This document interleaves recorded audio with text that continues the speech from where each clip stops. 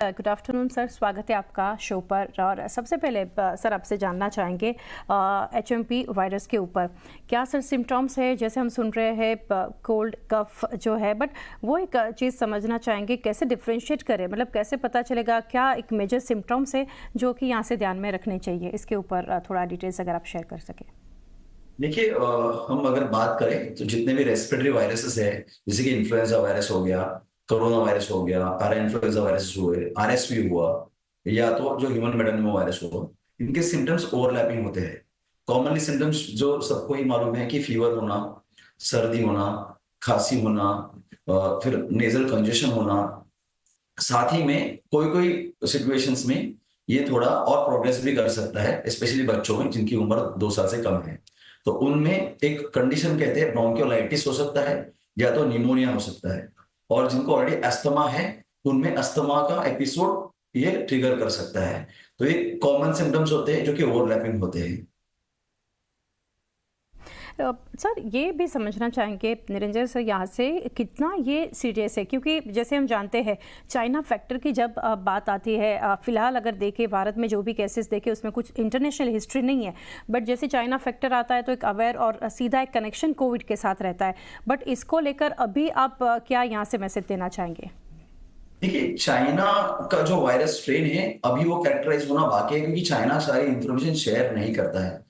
तो अपनी Indian council of medical research जो है आईसीएमआर, वो इसके ऊपर काम कर रही है। और मुझे ये कहना है कि ये एचएमपीवी वायरस कोई डरने की बात अभी फिलहाल तो नहीं है, क्योंकि ये वायरस हमारे कंट्री में ऐसे भी पाया जाता है। देखिए, ये वायरस 2001 में नीदरलैंड्स में पहली बार पाया गया था, और उसके पहले भी सीरोलॉजिकल सर्वेस में ये पहले भी देखा गया है, 1958 के सैंपल्स में भी देखा गया है। तो कोई नया वायरस है नहीं। हमारे यहाँ पे भी कोल्ड सीजन में ये वायरस होता है, बच्चों में पाया जाता है। बस अभी यही है कि ये स्ट्रेन जो चाइना से जो आ रहा है या तो चाइना में जो फैला है, क्या वो ज्यादा विरुलेंट है, मतलब कि ज्यादा वो उसमें क्षमता है कि वो एक पेशेंट से दूसरे पर्सन को वो फैल सके। ये हमें देखना है, और इसी के लिए एक कहते हैं कि मॉलिक्यूलर कैरेक्टराइजेशन, जहां जहां की वायरस का होल जीनोम सीक्वेंसिंग होता है, ताकि हमको पता पड़ता है कि ये जो स्ट्रेन है, ये वायरस का स्ट्रेन कुछ अलग स्ट्रेन है क्या। ओके, ये जरूरी हमको जानना है।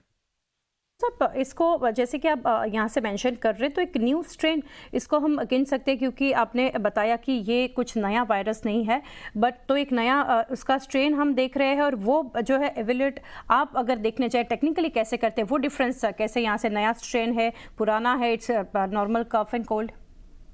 हाँ जी, सो देखिए, वही मैं कह रहा था कि हम लोग कैसे जाने कि वो पुराना वाला स्ट्रेन है कि नया स्ट्रेन है। तो उसके लिए टेस्ट होती है, जिसको हम लोग कहते हैं होल जीनोम सीक्वेंसिंग, ताकि हम लोग एग्जिस्टिंग स्ट्रेन और जो नए स्ट्रेन का मैपिंग करते हैं और दोनों को मैच करके देखते हैं। ये तो हो गया टेस्ट के हिसाब से। और अगर मैं बात करूं जिस तरह से ये वायरस बिहेव करता है पेशेंट्स में, तो ये सीवियरिटी ऑफ सिम्टम्स, जो सिम्टम्स जो है पुराने वाले बहुत ही सिंपल वाले सिम्टम्स थे। बट क्या ये स्ट्रेन जो नया स्ट्रेन है, क्या ये स्ट्रेन से सिम्टम्स बहुत तेजी से आगे बढ़ते हैं, क्या इनमें कुछ और लाइफ थ्रेटनिंग सिम्टम्स आते हैं, ये देखना, ये जानना जरूरी है। और इसके ऊपर स्टडीज चल रही है फिलहाल। बट क्योंकि अभी ये वायरस नया चाइना से अभी तक इंडिया में आया नहीं है, तब तक हम लोग कुछ कह नहीं सकते। गवर्नमेंट ने क्या करना चाहिए, गवर्नमेंट ने तो अभी जितने भी एयरपोर्ट्स है, जितने भी पोर्ट्स है, जो इंटरनेशनल जो फ्लायर्स है, उनका स्क्रीनिंग गवर्नमेंट ने करना चाहिए, स्पेशली जिनको सिम्टम्स है। ओके। हम्म। और जो एग्जिस्टिंग स्ट्रेन्स आते हैं, जहां कहीं से भी रिपोर्ट होते हैं, उनके बारे में गवर्नमेंट ने उनको कैरेक्टराइज करना चाहिए। उनको टेस्ट करके देखना चाहिए कि हाँ भाई, ये एग्जिस्टिंग स्ट्रेन है कि नया स्ट्रेन है। डेफिनेटली। और प्रिकॉशंस के तौर पे हमने क्या करना चाहिए, सबसे पहले तो हमें भीड़ भाड़ वाली जगह पे जाना नहीं चाहिए। फ्रीक्वेंटली अगर हमको हो सके तो हैंड वॉश करना चाहिए। अगर आपका हैंड वॉशिंग पॉसिबल नहीं है तो आप हैंड सैनिटाइजर भी यूज कर सकते हैं। एंड अगर आप कोई भी व्यक्ति जिसको ऑलरेडी कोई खांसी बुखार ऐसा है, उनसे हमें दूर रहना चाहिए। अगर किसी को हो भी जाता है तो अच्छी तरह से अपने आप को हाइड्रेट रखना चाहिए। हाइड्रेट मतलब फ्लूइड्स का सेवन करना चाहिए। अगर हो सके, अगर आपके नियरेस्ट डॉक्टर के पास आपको दिखाए अपने आप को, एंड उनके हिसाब से आप ट्रीटमेंट ले। ओके, डेफिनेटली सर, ये प्रिकॉशंस भी आपने बताए, बट कितना इन्फेक्शियस है वो अभी आपने बताया कि अभी उसके ऊपर स्टडी और रिसर्च चल रहा है। तो कितना अगर किसी को ये है, कोई रिपोर्ट पॉजिटिव है, किसी को असर है, तो कितना टाइम लगता है to heal out of it और टू रिकवर, कितना समय लेता है, ये कितना हैवी रहता है? ओके, मैं दो चीज कहना चाहूंगा कि अगर एक बार हम वायरस को एक्सपोज हो गए, उसके बाद में ये इन्फेक्शन होने के लिए एनीवेयर फ्रॉम 3 to 7 days जाता है, एंड उसके बाद में सिम्टम्स आते हैं। सिम्टम्स आने के बाद में इसको करीबन 4 से 5 दिन में ये नॉर्मल एडल्ट्स में ये ठीक हो जाता है। इसको हम लोग सेल्फ लिमिटिंग इलनेस कहते हैं। लेकिन जो बच्चे हैं, स्पेशली जिनकी उम्र 2 साल से कम है, उनमें ये सीवियर हो सकता है। तो वहां पे ये 5 से 7 दिन के ज्यादा भी चल सकता है, डिपेंडिंग अपॉन उनके क्या कॉम्प्लिकेशंस होते हैं। ये निमोनिया होता है कि ब्रोंकियोलाइटिस होता है कि अस्थमा का एक्सासर्बेशन होता है, ये डिपेंडिंग अपॉन ये डिपेंड करेगा।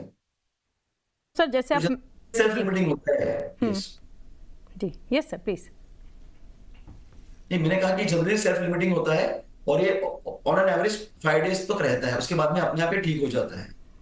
ओके सो बेसिकली सर क्या हम ये कह सकते हैं निरंजन सर, जैसे आप मेंशन कर रहे हैं जो बच्चे हैं between the age group of 2 years, जो इन्फेंट्स है उनमें ही ज़्यादा फैलता है ये? यस, उनमें ज्यादा फैलता है, एंड उनमें सिम्टम्स का सीवियरिटी भी आम पब्लिक से ज्यादा होती है उनमें। वो मैं वही बता रहा था कि उनमें बहुत जल्दी लोअर रेस्पिरेटरी ट्रैक्ट, मतलब जो छाती की जो नली कह सकते हैं या तो जो श्वास नलिका कह सकते हैं, उसमें ये ज्यादा अफेक्शन करता है। उसको ब्रोंकियोलाइटिस कहते हैं। This is different from bronchitis. ये ब्रोंकाइटिस से अलग होता है, ब्रोंकियोलाइटिस कहते हैं। और बच्चों में निमोनिया होने के चांसेस ज्यादा रहते हैं, स्पेशली जिनकी उम्र 2 साल से कम है। तो ये फर्क रहता है।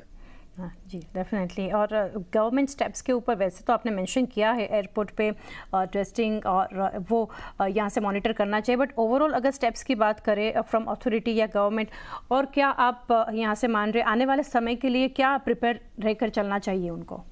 तो मैं तो यही कहूंगा कि गवर्नमेंट ने ज्यादा से ज्यादा अवेयरनेस क्रिएट करना चाहिए, गवर्नमेंट ने ज्यादा से ज्यादा इंफ्रास्ट्रक्चर बिल्डअप करना चाहिए, गवर्नमेंट ने ज्यादा से ज्यादा प्राइवेट सेक्टर के साथ काम करके ये स्केल अप कैसे कर सके हम लोग, इसकी तरफ ध्यान देना चाहिए। एंड साथ ही में सर्वेलेंस पॉइंट्स पे अच्छे से सर्वेलेंस करना बहुत जरूरी है। वायरस का जीनोम सीक्वेंसिंग ये भी बहुत जरूरी है। ये गवर्नमेंट ने कुछ स्टेप्स लेने चाहिए। Right sir, Metropolis as a company as a team मैं यहाँ से जानना चाहूँगी आप लोग कैसे प्रिपेयर है in terms of testing kit है या फिर हॉस्पिटल्स के को जो स्टेप्स वो लोग ले रहे हैं, तो आप कैसे यहाँ से तैयार है?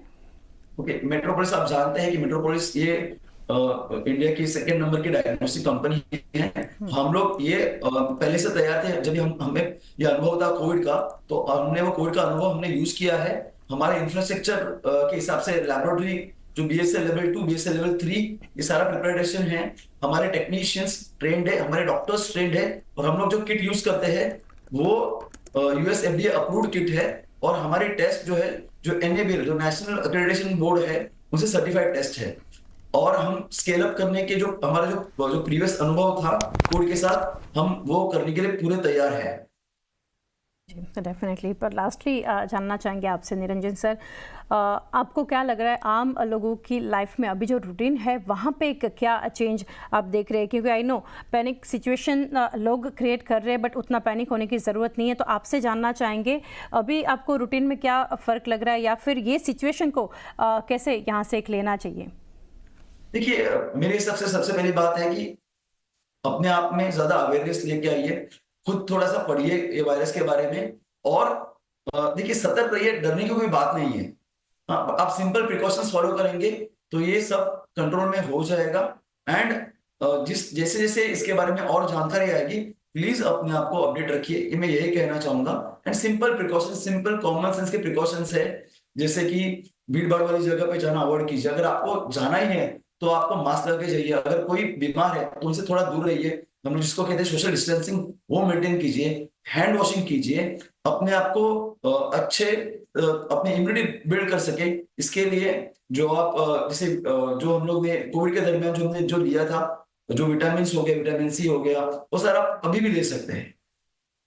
डेफिनेटली निरंजन सर, काफ़ी एक अच्छा इंटरेक्शन और डिस्कशन आपके साथ रहा, क्योंकि ये ज़रूरी था सभी व्यूअर्स के लिए भी, क्योंकि अभी जो सिचुएशन और कल जैसे एक शुरुआत हम देख रहे हैं भारत में भी केसेस, बट जैसे आप बता रहे हैं यहाँ से डरने की और पैनिक सिचुएशन क्रिएट करने की एक ज़रूरत नहीं है। थैंक यू सो मच हमारे साथ जुड़ के ये पूरी डिटेल्स हमारे साथ शेयर की। Thank you again. Thank you very much.